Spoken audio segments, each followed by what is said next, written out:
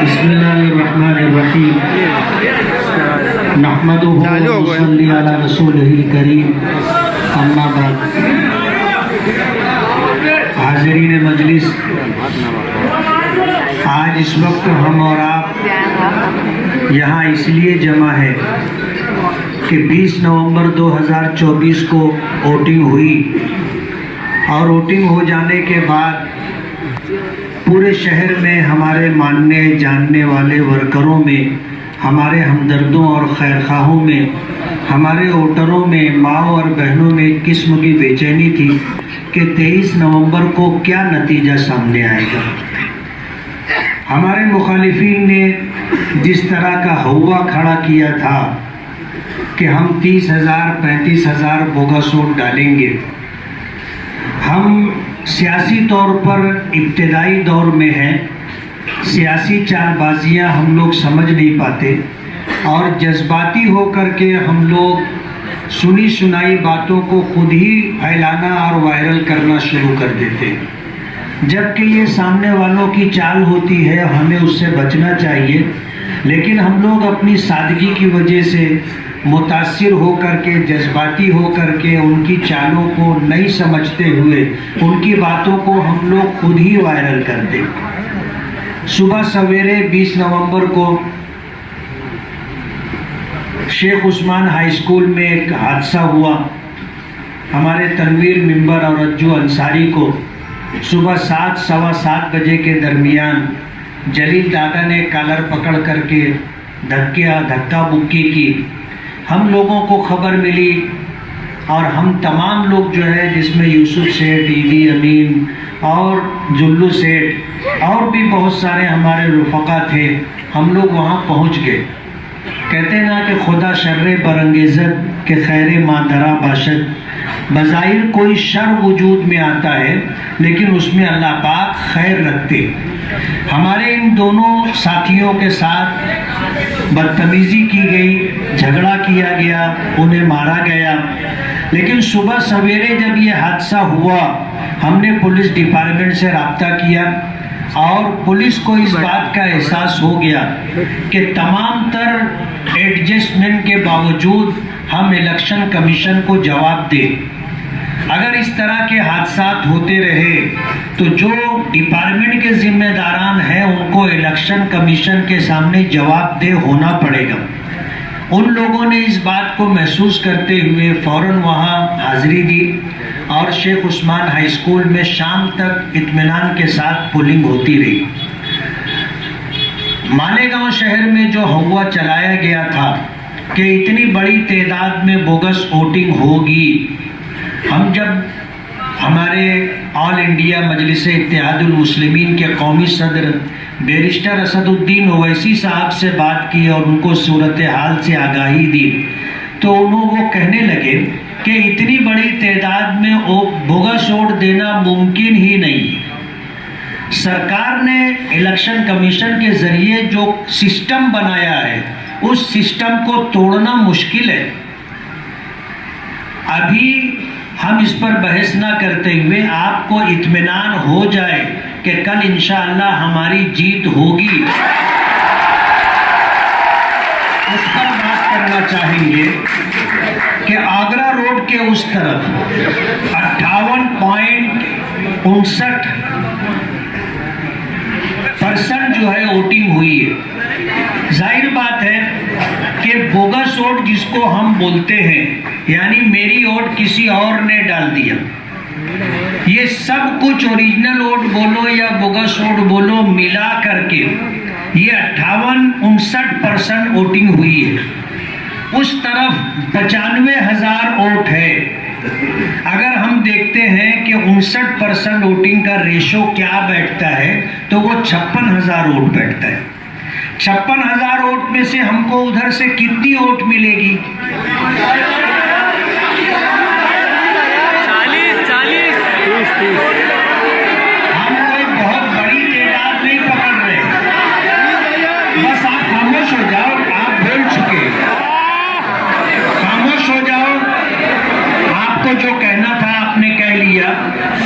हमने उधर मिलने वाली वोटों में से हम ये समझते हैं कि 2019 में हमको जितनी वोट मिली थी, आज पोजीशन हमारी उस इलाके में 2019 के मुकाबले में बेहतर है।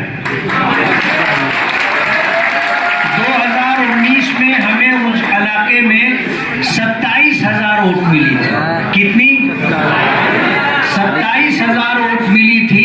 हम 27,000 भी नहीं पकड़ रहे, उससे कम वोट पकड़ रहे। हम 20,000 वोट पकड़ रहे। आपको इत्मीनान है इतनी वोट मिलेगी हमें? अब 56,000 में से अगर 20,000 वोट हमें मिलती है तो हमारे मध्य मुकाबिल को कितनी वोट मिलेगी? आप आगरा रोड के इस तरफ गाँवठान एरिया में आ जाएंगे, इस इलाके में, पक्के इलाके में, ये वार्ड नंबर 12 है, 13 है, वार्ड नंबर 14 है, 15 है, 16 है, 17 है। इस इलाके में वोट कितनी है आपको मालूम है? 1.5 लाख वोट है। 1,80,000 वोट बताई जा रही है। 1,60,000 वोट है। और इधर वोटिंग हुई है, मुख्तलिफ पेटियों को देखा जाए तो औसतन 75% वोटिंग हुई है। बाज़ पेटियों पर 86%, 88%, 90% के करीब चले गए। लेकिन जिन पेटियों पर वोट कुछ कम है, सबको मजमूई तौर पर अगर जोड़कर देखा जाए तो हमें इस एरिए में जो परसेंटेज है वो 75% है। अब आप 1,20,000 वोट ये पक्के इलाके की है, जो वोटें गिरी है 1,20,000 वोट। 1,20,000 वोट जो है, आप देखो आगरा रोड के उस तरफ हम थे कि नहीं थे? हमने वोट कम पकड़ी। इस इलाके में जो हमारा अपना पक्का इलाका है, 1,20,000 वोट पड़ी है। इसमें से मैं इस इलाके में पूछना चाहूंगा, हमारे मुखालिफ कहीं नजर आए? उसके बाद भी हम ये मान के चलते हैं कि 1,20,000 में से 80,000 वोट हमको मिलेगी। 40,000 वोट हम उनको दे रहे हैं।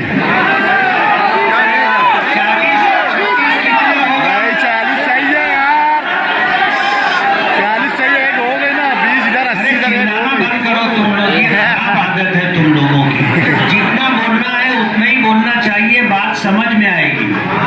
40 और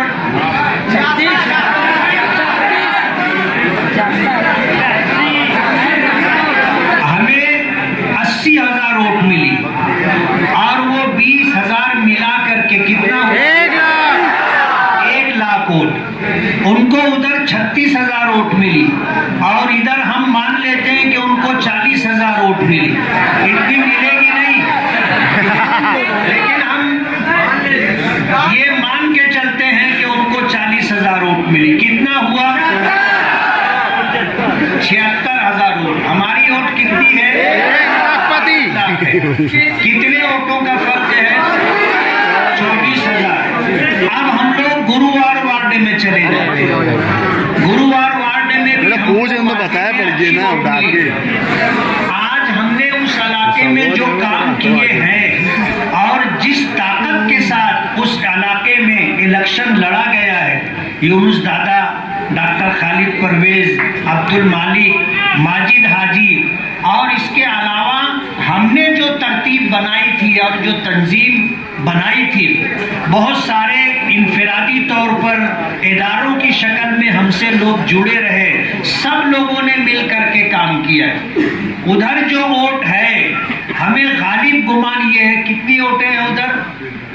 42,000 वोट उधर है। 42,000 वोट उधर गिरी है और 42,000 वोट में 66,000 वोट उधर है, उसमें से 42,000 वोट गिरी है। 42,000 में हमको इंशाअल्लाह 15 से 20,000 वोट मिलेगी। तो वोट कितनी हो गई अपनी? 1,15,000, 1,20,000 वोट। अब उनके पास 76,000 वोट थी, वहां से उनको जो है 22,000 वोट आप उनको दे दो।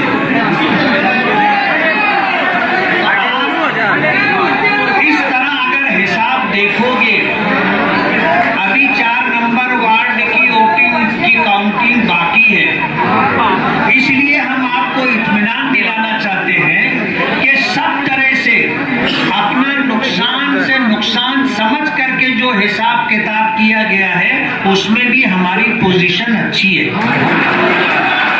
और इंशाअल्लाह हमें भरपूर वोट मिलेगी। पिछली मर्तबा हमको 1,17,000 से 18,000 वोट मिली थी।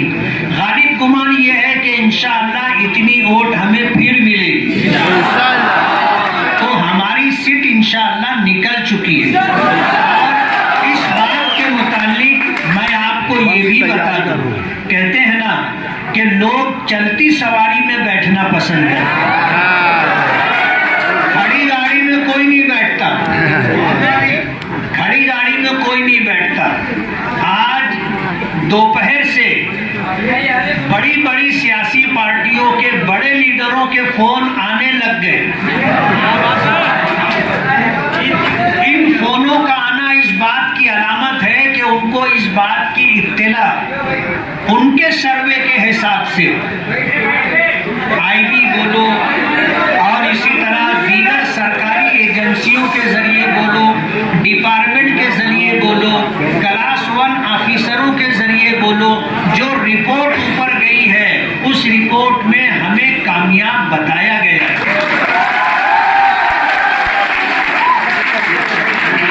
मराठी एग्जिट पोल में भी मालेगांव सेंट्रल से मेरी कामयाबी बताई गई।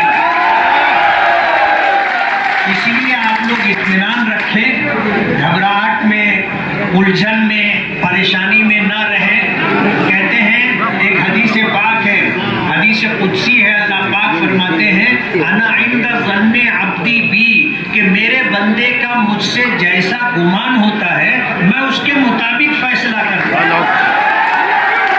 आप यकीन रखिए कि इंशाअल्लाह हम कामयाब है। अब आपसे दो गुजारिश करूंगा। एक गुजारिश तो ये कि फैसला कौन करेगा? अल्लाह पाक करेगा। हमें अल्लाह पाक से अच्छा गुमान रखना है और अच्छा गुमान रखते हुए अल्लाह हमें तौफीक दे। टाइम लगे दुआ करें कि अल्लाह हमें अपने गुमान से ज्यादा बढ़ करके वोटें अता फरमाए और हम लोग कामयाबी हासिल करें। फज्र की नमाज एहतिमाम के साथ पढ़ें। फज्र की नमाज के बाद भी आपको दुआ करना है और दुआ करने के लिए कहीं मस्जिद में जाकर बैठना जरूरी नहीं है। आप चलते फिरते भी दुआ कर सकते हैं, अपने घर में भी मुसल्ला बिछा करके दुआ कर सकते हैं। दुआ अल्लाह से की जाती है और उसमें कोई ऐसी कंडीशन नहीं है कि इस हालत में दुआ करोगे तो सुनी जाएगी वरना नहीं सुनी जाएगी, ऐसा नहीं। और दूसरी अहम बात इस्तिखारे के जरिए से, अकाबिरीन उलमा बुजुर्गान दीन के जरिए से भी हमें मुबारकबादियाँ मिल रही हैं।